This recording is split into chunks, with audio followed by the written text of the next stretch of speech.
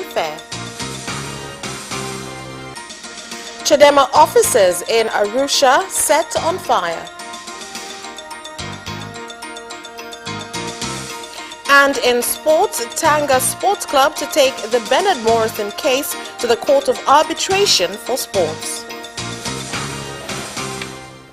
Good evening, this is Capital News at 9:30. My name is Vanessa Victor. Let's get started with the national news.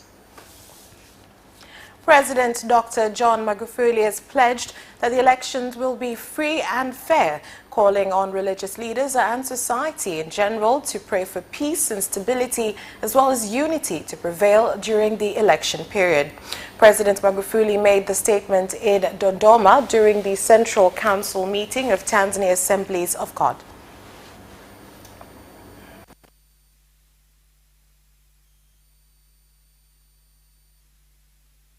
Hivyo na wasii wanasiasa wenzangu tujipange kufanya kampeni za kistaarabu.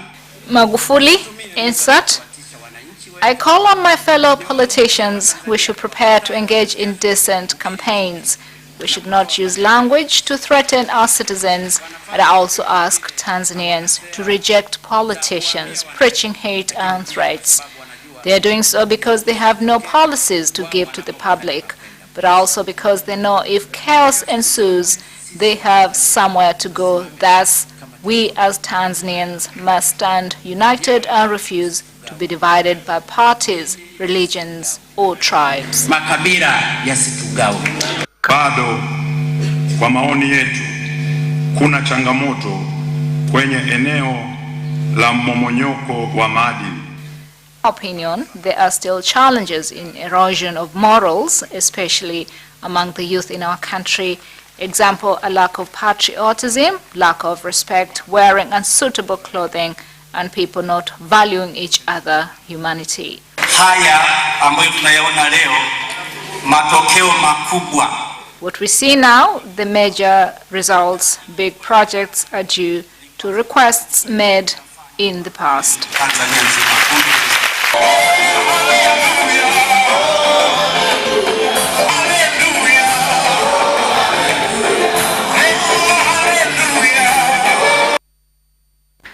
And the offices of opposition party CHADEMA in the Kimandoro area, Arusha region, were set on fire last night. The incident occurred when the party's presidential candidate Tundu Lissu is in Arusha to collect signatures of guarantors to sponsor his nomination. Tukatoka Karatu majira ya saa 5:30 usiku. We left Karatu at around 11:30 p.m. We were going to Arusha, but it was late, and because we had some business to attend to at CHADEMA office, we decided to go to the office because it was safer. But we saw smoke coming from the door, so we decided to go and report the incident to the at the police station. Hili swala sio la kutolea tamko la kitoto. This matter requires a seriousness of the highest level, so we must encourage people to go and receive Honorable Lissu. After reception, we'll have a private meeting with key leaders. Na mpaka sasa hakuna mtu yoyote aliyekamatwa kuhusiana na tukio hilo. No one has been arrested in connection to this incident, and the police force is working with other peace and safety organs. We are conducting an investigation to identify all those connected to this incident.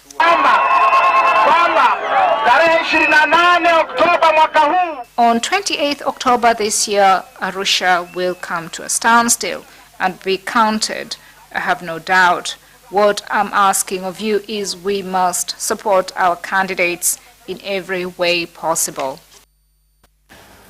And the Minister of Industry and Trade, Innocent Bashungwa, has called on cement producers in the country to increase production due to growing demand for the commodity, while some entrepreneurs in the cement business have said that recent cement shortage and price increases have affected their incomes. Sasa nchi yetu tuna ziada, tuna surplus ya simenti. As a country now we have a surplus in cement, and our factories have a high capacity to produce cement more than the demand. Gharama kubwa ya hizi mifuko ya cement inatokana na gharama ya production. The high cost in cement bags comes from the high cost of production brought about by high cost of raw materials. So if this is rectified, then the cost of production will go down, impacting the cost of cement. Residents from various villages in Mnazi Ward, Lushoto District, Tanga Region, have called on relevant authorities to control elephant invasions from Komazi National Park. They said the elephants have been destroying crops planted on their farms.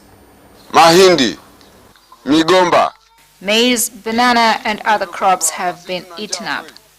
mkonge pia umetafunwa. Nitoa wito tu kwa wananchi kuhamasisha kwamba kwa kuwa wanyama wao wanafahamu tabia zao na maendeleo yao. Because now people understand the habits of these animals, then they must not interfere with their roots.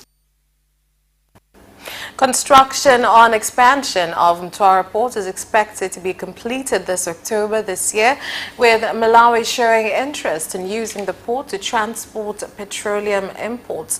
This was said by the Minister of Works, Transport and Communication, Engineer Isaac Mwelwe, when inspecting flow meters at the port. Kabudi alimleta balozi wa Malawi hapa na wakaenda kukagua mpaka na zile baji 3 tulizojenga kwenye ziwa Nyasa. The ambassador of Malawi came and they are ready to start using this port for fuel. And since we've installed flow meter, they will get oil from here.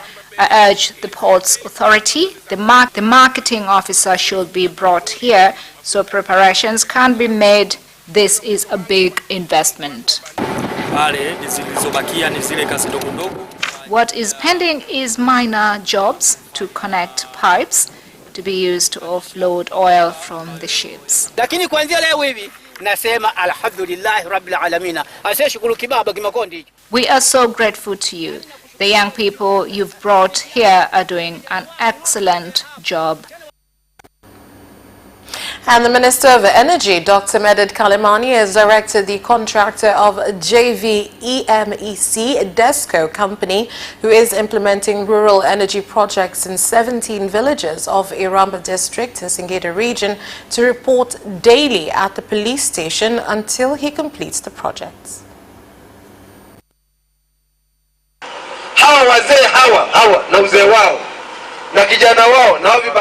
These people will not leave this place until work is finished.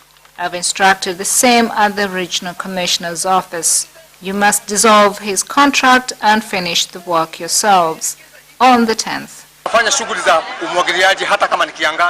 We will be able to do irrigation farming even in dry season, and it will help us to process maize. The District Commissioner of Korogwe in Tanga Region, Kisa Kasongwa, has called on small-scale miners in the district to form groups so that they can get support from the government to develop their mining activities.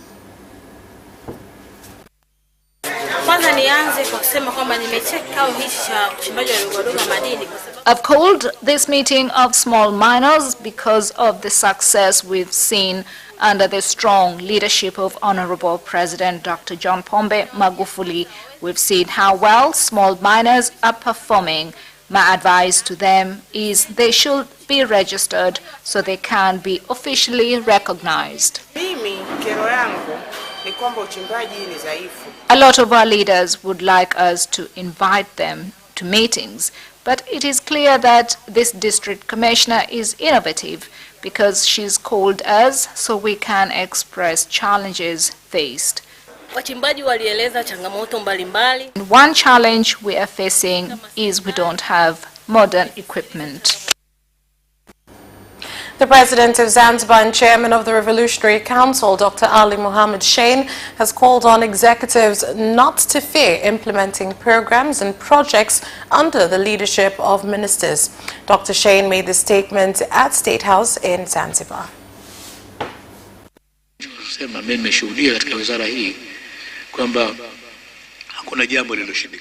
I've witnessed in this ministry that nothing is impossible.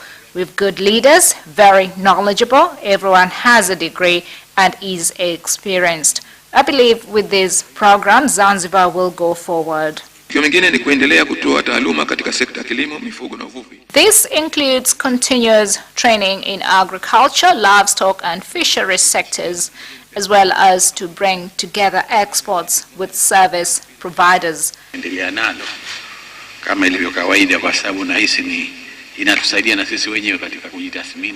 This helps us to self-evaluate and identify challenges, but it also helps to build teamwork.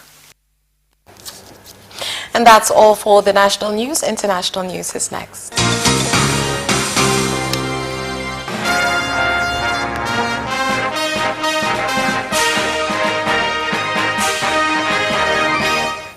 In international news, the number of COVID-19 cases in Kenya rose to 29,334 on Friday after 580 more people were confirmed to have the virus following testing of 5,458 samples. Health Cabinet Administrative Secretary Mercy Mwangangi has said the new cases included 530 Kenyans and 50 foreigners. Meanwhile, doctors in the country have issued a 7-day deadline to the government to have their claims on salary increases and provision of preventative equipment against the coronavirus addressed. We have 580 people who have tested positive for the virus from a total sample of 5,458, all tested within the last 24 hours. This brings now to total the number of positive cases in the country to 29,334. From our cases today, 530 are Kenyans, whereas 50 are foreigners. 336 of them are male, while 244 of them are female. The youngest is a 1-year-old baby, and the oldest is 92. That is, the strike will start on 21st of August 2020 in the morning. We have given them their grievances. Further, the strike notices have been served in the said offices. So they have 7 days starting today to resolve their crisis, or else we go on strike. We cannot be able to afford the service that we offer. So we have been forced, whenever we contract COVID or we become sick, to contribute amongst ourselves to sort out our medical problems. At least 4 people have been killed in clashes in Ivory Coast as hundreds took to the streets following President Alassane Ouattara's decision to run for a 3rd term this October. 3 people were killed in the central town of Daukro in clashes between Ouattara supporters and backers of rival candidate Henry Konan Bedie.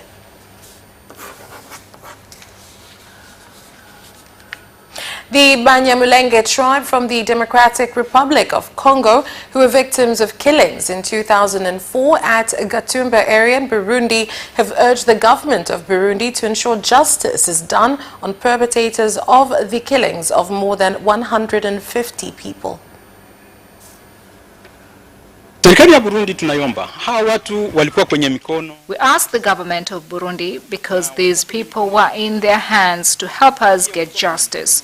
In this area of the Great Lake zones, we must look at the importance in the distance between our tribes as well as our interests and wealth of difference as a positive for our development.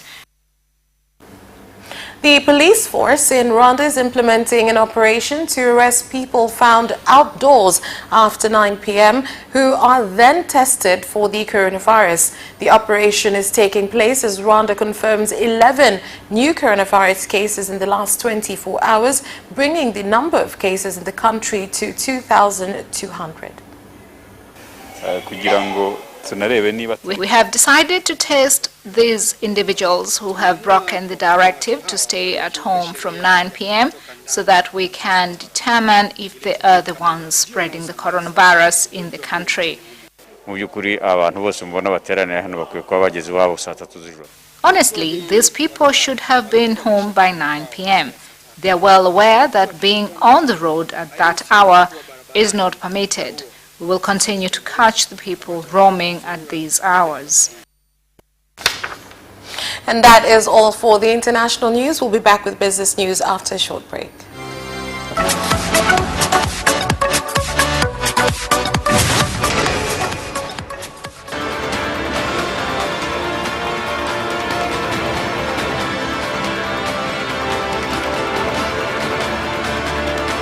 Watch Business Edition as we talk to business leaders and experts in sectors that are transforming Tanzania's economy. We believe that the driver is the customer. To change the mindset of traditional HR to the digitalization.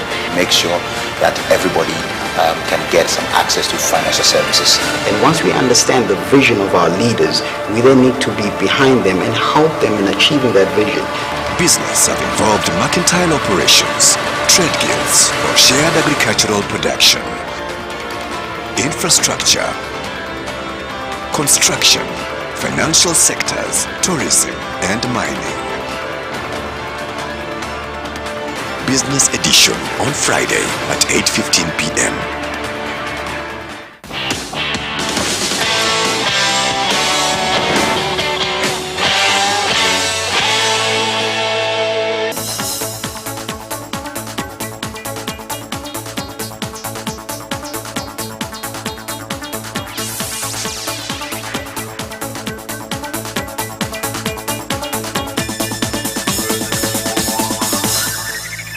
Thank you for staying with us. Now in business news. Small organic farmers in the country have started to get market opportunities from countries which have been affected by the coronavirus, as many of them have shown growing demand for organically grown crops.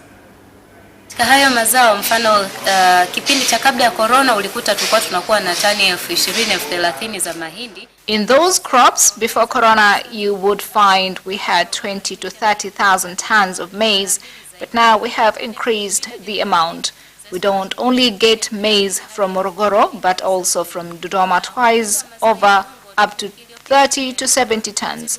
Last week we sent the first cargo shipment to Switzerland by plane, and we are in the final stages to complete another 14-ton shipment. Now we are here to see what is the reality of the work of SAT, and in these 2 days, 3 days of our mission here, I think we get a good understanding, so we are able to decide whether SAT can move to the next level of not being just a nominee for the One World Award, which by the way has nominations from all over the world.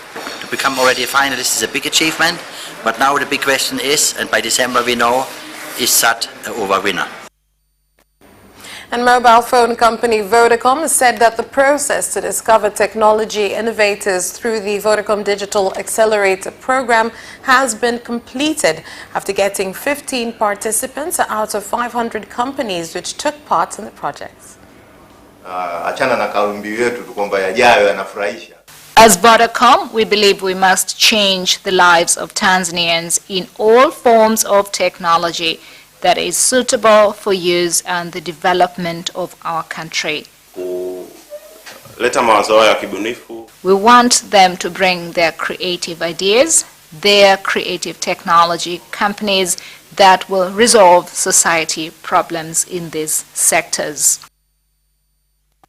And crop traders in Biharamulo, Kagera region, have urged the government and investors to invest in agro-processing industries in their areas in order to add value to crops such as tomatoes, which have been hit by falling prices. As you can see, tomatoes get spoiled every day and we are forced to throw them. This is the situation we are in, and business is very difficult. We were asking if there is a possibility for the government to help us by maybe bringing a factory to process these tomatoes. We are selling a bucket of tomatoes for 5,000 shillings, and the price has not risen for a very long time. We ask the government to give us a tomato processing factory. And that's the end of business news. Sports is next. Away first time, good start from Bolt. Bolt leading a moment of going away. Gay trying to go with him, and he's being dragged through the second place, but he's going to win it by 2 meters. Away first time, good start from Bolt. Bolt leading a moment of going away. Gay trying to go with him, and he's being dragged through the second place, but he's going to win it by 2 meters.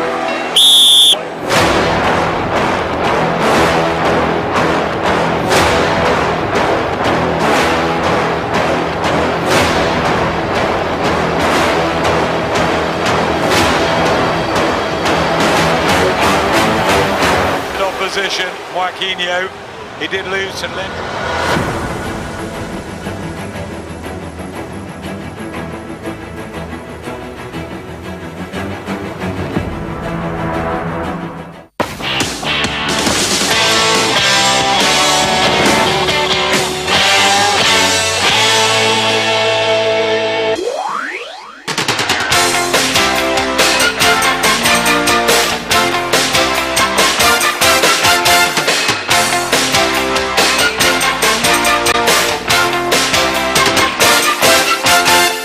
And now in sports. The management of Yanga Sports Club has said that it will go to the Court of Arbitration for Sports CAS as it was dissatisfied with the verdict given by TFF Legal and Player Status Committee on the Bernard Morrison contract dispute. Kwa hiyo hoja ya kwanza kabisa ambayo ndio hoja pekee. What was to be decided first was whether there is a contract or not. And once the committee was able to establish that there was a contract, then this matter was to end here, and that the one who was saying that there was no contract was defeated. Ijitathmini. Unapounda kamati, uwe transparent, uwe fair. When you form a committee, you must be transparent and fair, but they just formed one anyhow. This is why this matter took so long. We ask TFF to self-evaluate. Simba cricket team has won 142 points and gone through to the semi-finals of the Under-19 Advanced Players Cricket Tournament taking place at the Gymkhana grounds in Dar es Salaam. Leo tunacheza na Tembo. Of course Today we're playing with Tembo and we are supposed to win this last match because we've already lost 2 matches. Umuhimu kwenye kundi sisi tunashika nafasi ya 4. In the group we hold the 4th position and Tembo are in 3rd. So we must win today to go to the semi-finals. And Arsenal have signed Brazil midfielder Willian on a 3-year deal after his contract with Chelsea expired. The Blues had offered the player a new deal but were unwilling to match what Arsenal had offered. Willian won 5 major honours with Chelsea, including 2 Premier League titles and Europa League, and was voted the club's Player of the Year twice.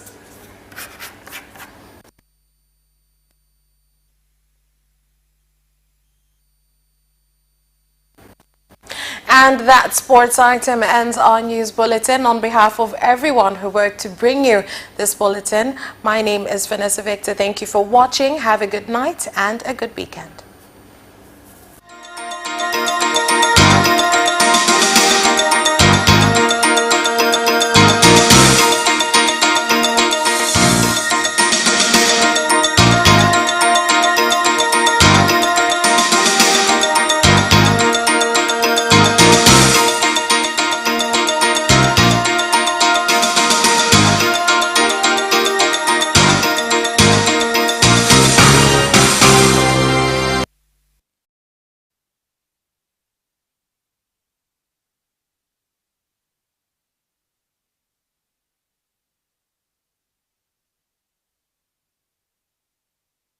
You can watch Capital News live on our social media accounts, YouTube Capital TV and Facebook Capital Television Tanzania from Monday to Friday at 9:30 p.m. Don't forget to subscribe and put notification on.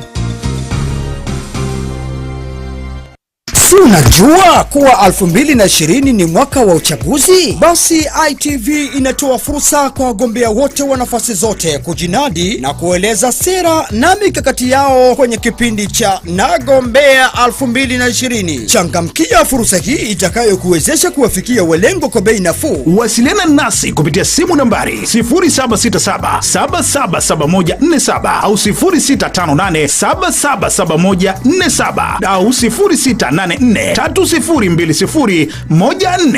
au 22277591 mpaka 6 au advertise at itv.co.tz. Ngoja utakuta mwana si wako.